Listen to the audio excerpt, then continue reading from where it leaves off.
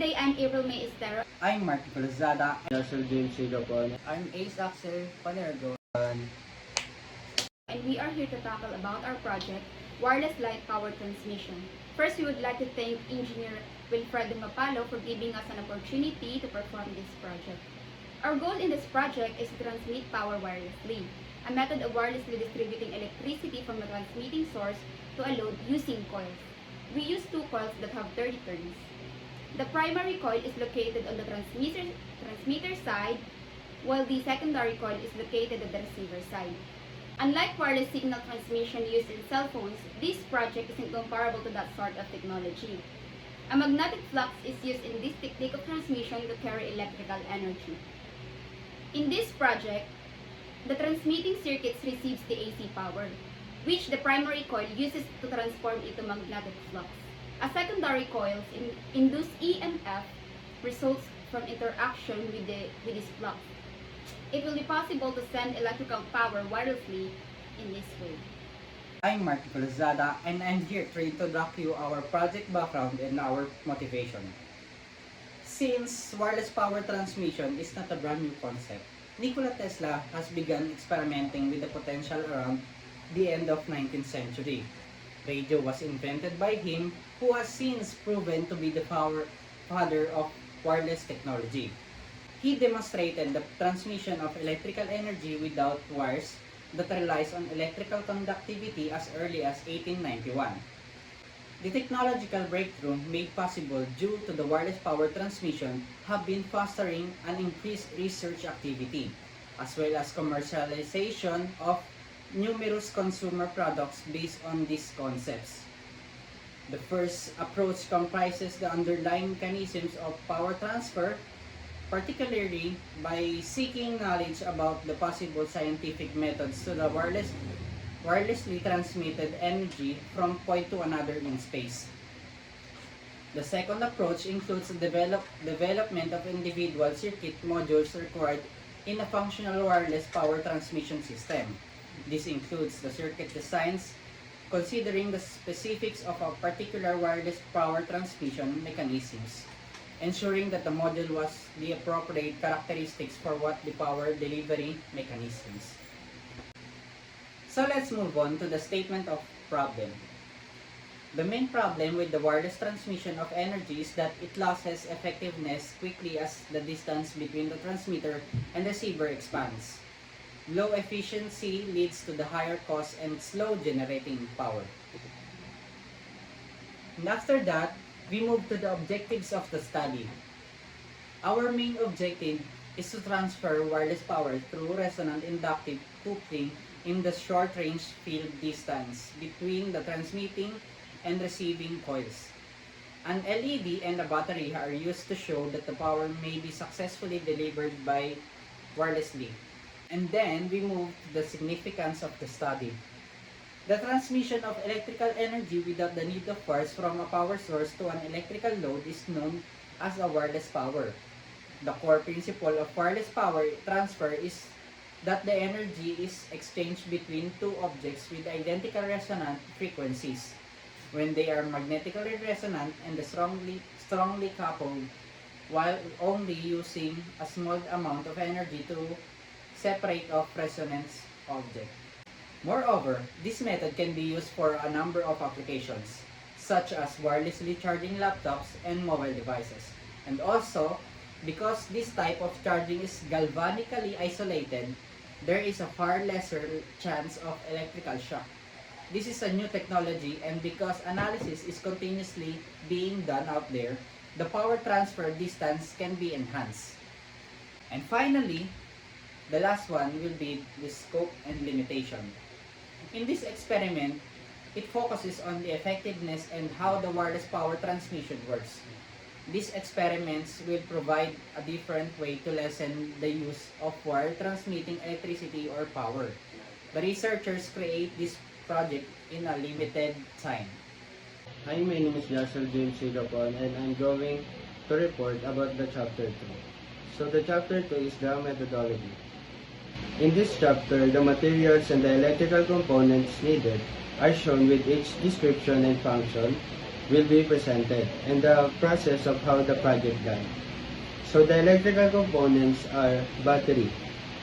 Battery is a source of electrical power consisting of one or more electrochemical cells with external connection for powering electrical devices. Second is LED. A light-emitting diode is a semiconductor device that emits light when the current flows through it. Next is switch. Switch is an electrical component that can disconnect or connect the conducting path in the electrical circuit. Next is PCB, or a printed circuit board, which is a medium that used to connect electronic components to one another and in controlled to manner. Next is the resistor. A resistor is a passive two-terminal electrical component that implements electrical resistance as a circuit element. And in electric circuit, resistors are used to reduce current flow and adjust signal levels. Next is transistor. A transistor is a semiconductor device used to amplify or switch electrical signals and power. Last is the coil. Coil provide the magnetic field motors, transformers, and the generators, and are used in manufacturing or loudspeaker in microphones. And here's the materials that's used in creating the project. The illustration board and a glue stick. So the steps in creating the project are: first step is transferring the wireless power to make the coils. The two coils consist of one inducer and one receiver coil.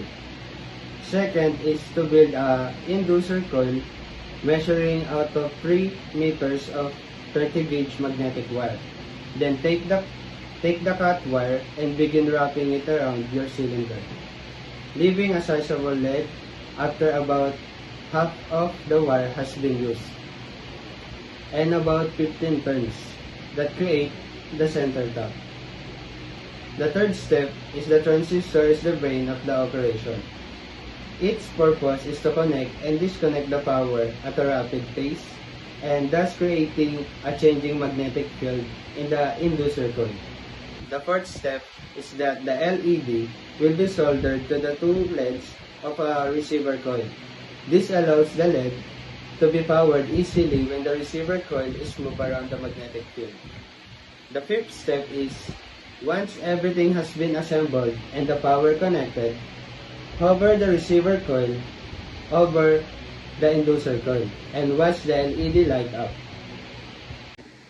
I'm Ace Axel Panergo, and I am here to represent about the Chapter 3, which is the project management. The first part is the testing analysis and interpretation of data. The researchers conduct 2 experiments to find out if it was working. At first, the magnetic wires take 15 turns in a 4-inch diameter coil wire. The result of the first trial was failure due to the huge amount of coil and the fact that it was not compatible with a certain amount of voltage and resistance. For the second trial, the researchers reduced the amount of coil. Unlike the first trial, it only has 2 inches of diameter and it's more compatible with the voltage and resistance. Next is the cost analysis.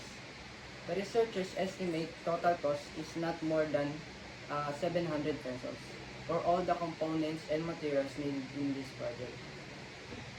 In this time management chart, it shows the length and the period of time in every task has done. The first task is planning, which only occupied some days in a March, also with the approval stage. Buying the materials is also continuation in the month of March. The PCB making and inserting all the components occupied days is on April and May. For the final project on the prototype has gone on the day in May, exactly May 24. And here's the project diagram together with the PCB layout. Chapter 4. This is our summary. Wireless charging has the potential to be useful for many applications. Because wires are eliminated convenience is increased, and contact's ability to introduce vulnerabilities is decreased. More significantly, it creates flexible living and working situations and makes way for our brand new prospects in fields like environmental monitoring. Therefore, WPT technologies can also help with societal issues like lowering the amount of electronic waste from batteries and promoting a more flexible and ultimately circular usage of tools and structures. This report provided a survey of various technology contenders for wireless power transfer. In this paper, we have presented the concept of wireless transmission, power transmission without using any type of the electrical conductor or wires. We have presented an idea that is discussed here about how electrical energy can be transmitted as microwaves so that to reduce the transmission, allocation, and other types of losses. Conclusion.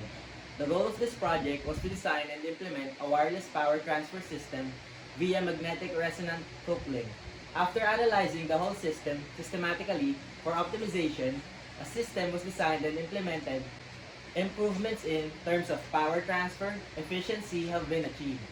Researchers described and demonstrated that magnetic resonant coupling can be used to deliver power wirelessly from a source coil to a load coil, with an intermediate coil placed between the source and load coil, and with capacitors at the coil terminals providing a sample mean to match resonant frequencies for the coils. This mechanism is a potentially robust means for delivering wireless power to a receiver from a source coil. Recommendation. The researchers recommend to improve and enhance the capability of wireless transmission in an advanced way that are useful.